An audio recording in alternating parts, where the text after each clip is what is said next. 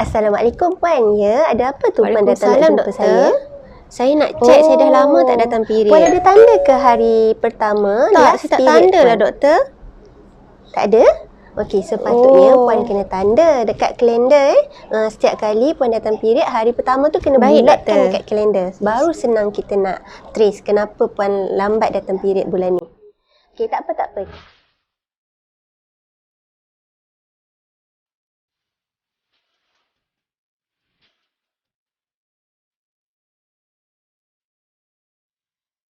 Hai semua. Jadi hari ini kita akan belajar tentang bab 4, pembiakan. Subtopiknya ialah kitar head. Anda semua bersama dengan saya, Cikgu Tuan Juhaida, untuk mudahnya sains di rumah. Okey, baiklah. Murid-murid dah tengok kan tadi kan perbualan antara seorang doktor dengan pesakitnya. Okey. Apa kesimpulan yang dapat murid-murid perolehi daripada drama tadi? Ya, betul. Pesakit tadi datang berjumpa doktor untuk mengadu kenapa dia sudah lama tidak datang head. Dan doktor itu telah bertanya adakah dia menanda tarikh hari pertama dia datang head last period dahulu. Perempuan akan mula mengalami haid apabila mencapai akil baligh. Okey, haid ialah peluluhan lapisan dinding uterus dan darah yang mengalir melalui faraj. Okey, kitar haid pula ialah satu siri perubahan yang berlaku pada dinding uterus dan ovari wanita. Okey, perempuan normal dia biasanya mengalami kitar haid selama 28 hari. Okey, satu kitar haid yang normal terdiri daripada 28 hari. Okey? Dan kitar haid terdiri daripada 4 fasa utama, iaitu fasa haid, fasa pemulihan, fasa subur dan juga fasa pra-haid.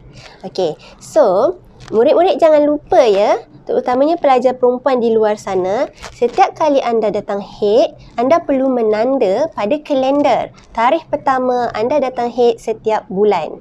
Okey, baiklah sekiranya, cikgu buat contoh di sini, sekiranya haid pertama anda, hari pertama anda datang haid ialah pada 1 September. Bulatkan pada kalender. Okey, biasanya anda akan mengalami haid selama 5 hingga 7 hari. Okey. Hari 1 hari bulan September ini dikira sebagai hari pertama dalam kitar haid yang sepatutnya ialah selama 28 hari. Selepas 28 hari, sepatutnya kitar haid yang kedua akan bermula. Okey. Jadi dari 1 September mula haid sampai 28. Okey. So, hari yang ke-29, kitar haid kedua akan bermula. Okey. Ini dikatakan untuk kitar haid perempuan yang mengalami kitar haid secara normal. Okey. Ada juga wanita yang kitar haidnya tidak normal. Okey, mungkin kitar haidnya terlalu panjang ataupun terlalu pendek. Okey. So, ada beberapa masalah ya yang menyebabkan kitar haid perempuan tersebut tidak stabil, iaitu mungkin disebabkan oleh beberapa faktor, iaitu pertambahan berat badan, masalah hormon, gangguan emosi dan juga ketumbuhan dalam ovari. Okey, anda semua juga perlu tahu ya langkah penjagaan kebersihan diri semasa kedatangan haid semasa dalam keadaan period Okey, yang pertama mesti kerap menukar tuala wanita dan yang kedua kerap membersihkan diri atau mandi. Okey, untuk mengelakkan daripada sebaran jangkitan kuman jangkitan bakteria dan juga virus. Okey, dan seterusnya pada awal-awal tadi cikgu ada sebut tentang kitar haid yang tidak stabil disebabkan oleh beberapa faktor kan, seperti masalah hormon, pertambahan berat badan, ketumbuhan dalam rahim dan sebagainya. Jadi ada kesan buruk sekiranya kitar haid tidak stabil. Yang pertama ialah sukar mendapat anak kerana dia tidak tahu bila waktu subur dia. Apabila kitar haid tak stabil, sukar mendapat anak kerana tidak tahu bila waktu subur. Yang kedua, sukar merancang keluarga. Dan yang ketiga ialah dia senang untuk mendapat anemia, iaitu kekurangan sel darah merah. Okey, sekiranya perkara itu berlaku kepada anda, sila berjumpa dengan doktor dengan segera untuk dapatkan rawatan yang bersesuaian. Baiklah, sekarang kita akan buat satu aktiviti untuk membantu pelajar mudah mengingat fasa-fasa dalam kitar head. Terdapat 4 fasa tadi kan yang cikgu dah bagi tahu tadi kan. Okey, so sekarang kita akan gunakan pinggan kertas, marker pen, pembaris. Okey, jadi pelajar boleh pilih untuk lukis sama ada di bahagian depan ataupun di bahagian belakang pinggan kertas ini. Okey, boleh juga menggunakan jangka lukis ya.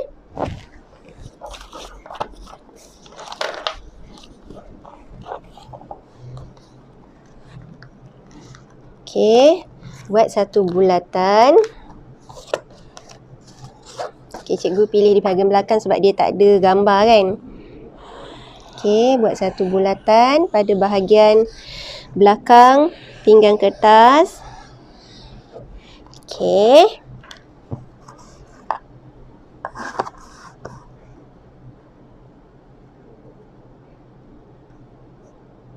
Tandakan titik tengah dan bahagikan kepada 4 fasa.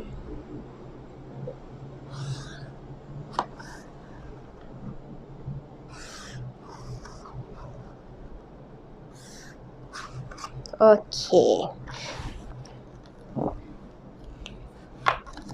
Okey, fasa yang pertama ialah fasa head.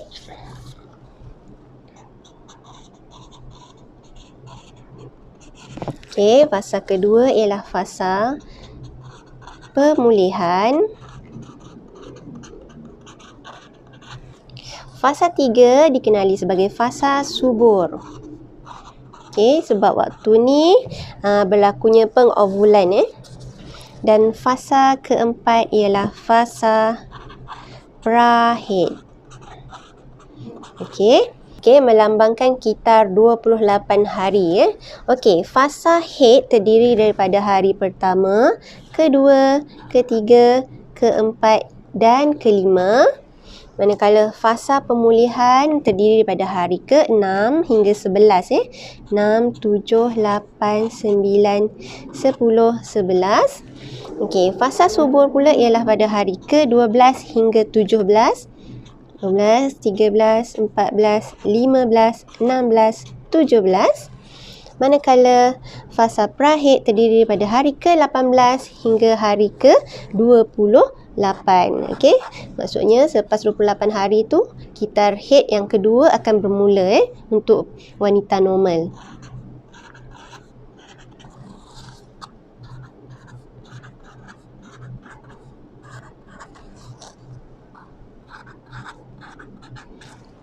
Okey. Ya, ada 4 fasa Bermula dengan hari pertama anda datang head. Okey, bermula dengan hari pertama anda datang head, iaitu fasa head, hinggalah hari ke-5 ataupun mungkin ada juga yang akan datang head sehingga hari ke-7. Okey, dan kemudian masuk kepada fasa kedua iaitu fasa pemulihan.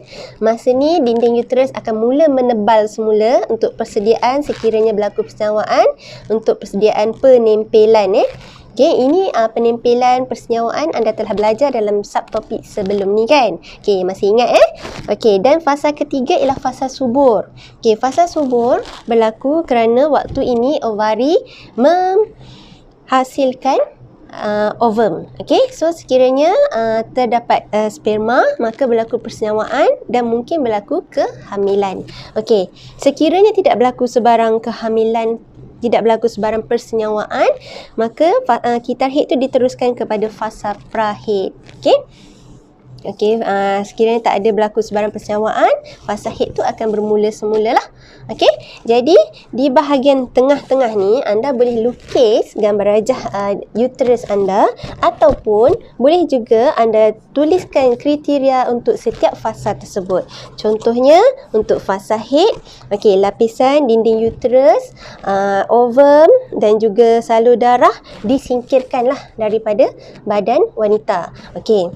fasa pemulihan pula dinding uterus mula menebal semula untuk persediaan penimpilan sekiranya berlaku persenyawaan sel. Okey, fasa subur. Fasa subur pula ialah berlakunya penghasilan ovum daripada ovari.